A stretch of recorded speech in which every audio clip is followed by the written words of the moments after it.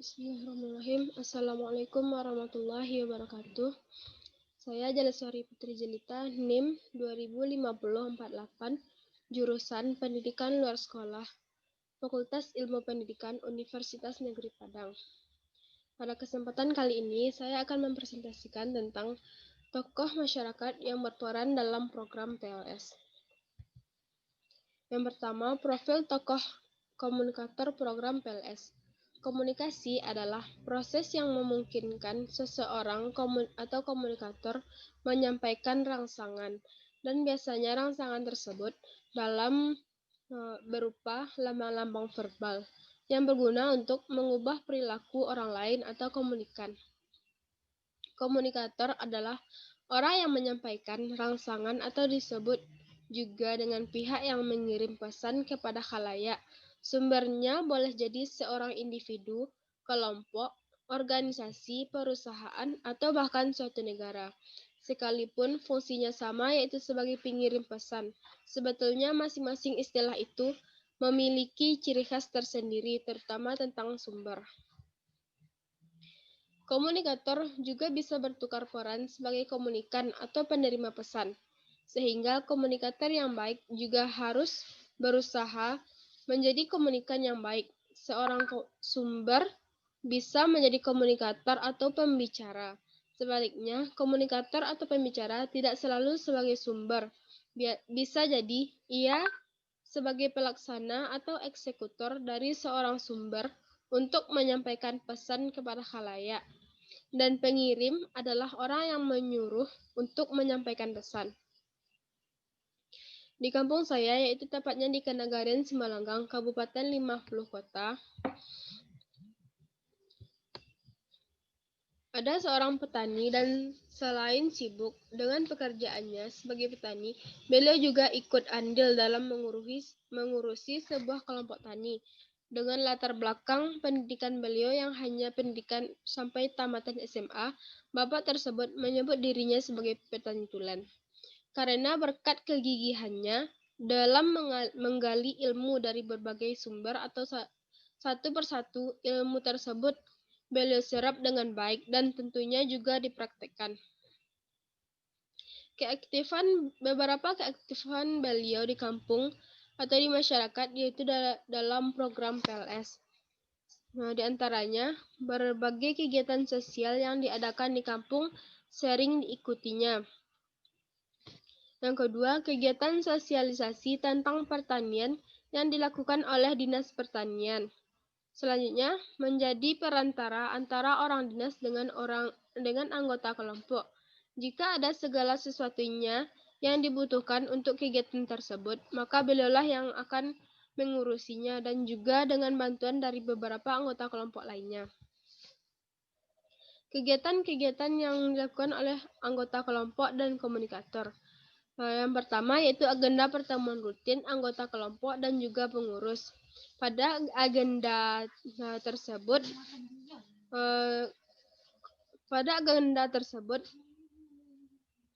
anggota kelompok dan juga pengurus akan saling sharing mengenai usaha mereka dalam bertani. Yang kedua yaitu pelatihan yang diselenggarakan oleh Dinas Pertanian setempat. Selanjutnya, tipe dari komunikator PLS yang saya ceritakan yaitu spesialisasi, yang merupakan proses yang menjadikan komunikator sebagai bagian dari khalayak yang kepentingan dan kebutuhannya diketahui. Tahapan-tahapan komunikasi yang sistematis dalam penyelenggaraan program PLS tersebut. Yang pertama yaitu adanya ide atau gagasan yang akan disampaikan. Dengan adanya ide atau gagasan yang akan disampaikan tersebut, maka seorang komunikator tidak akan kebingungan dalam menyampaikan materi kepada audiens.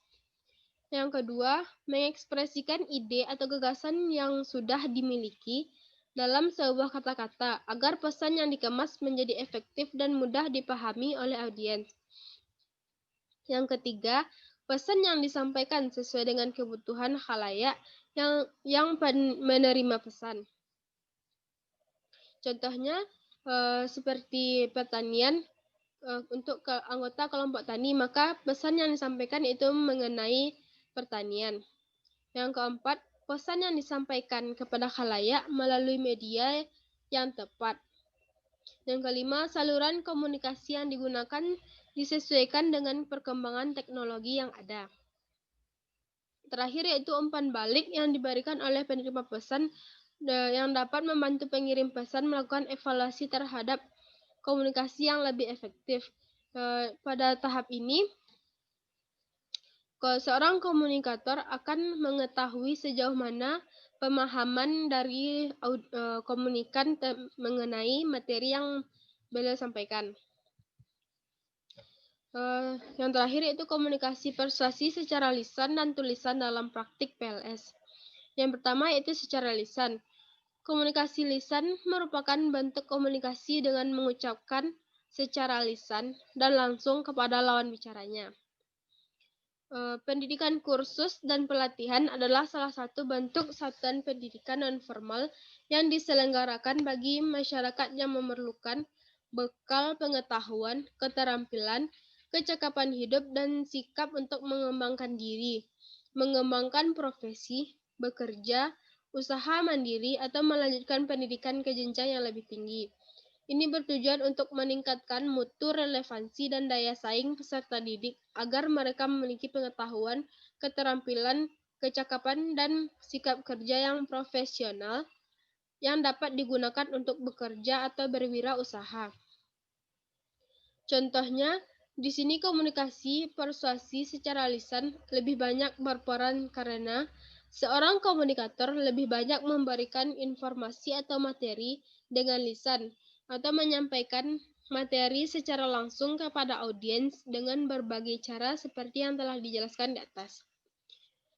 Dan juga seorang komunikator dari program pendidikan luar sekolah yang diselenggarakan di masyarakat seperti halnya pelatihan untuk para petani. Sembari menjelaskan materi ataupun konsep, dia juga mempraktekkan secara langsung di depan audiens apa yang dijelaskan tersebut. Yang terakhir, secara tulisan. Komunikasi secara tertulis merupakan komunikasi yang dilakukan melalui sebuah tulisan dan dalam kegiatan surat menyurat seperti melalui pos, telegram, telexa, fax, email, modul, pamflet, dan sebagainya. Contoh penerapan komunikasi persuasi secara tertulis dalam PLS.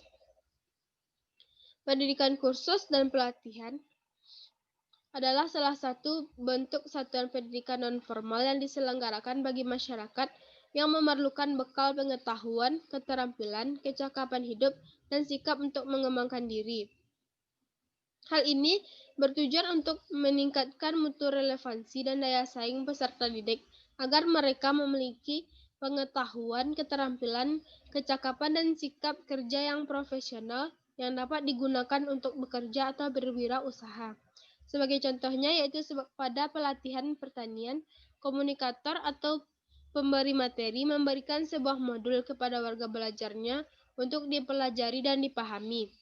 Dengan menggunakan berbagai teknik dalam penulisan modul tersebut, agar warga belajar sebagai pembacanya tidak mudah bosan dalam membacanya. Sebagai contoh penulisan modulnya agar warga belajar dapat dengan tidak mudah bosan dalam membacanya, yaitu mencantumkan beberapa gambar terkait dengan materi yang disampaikan. Baiklah, hanya sekian presentasi dari saya mengenai tokoh masyarakat yang berperan dalam program PLS. Assalamualaikum warahmatullahi wabarakatuh.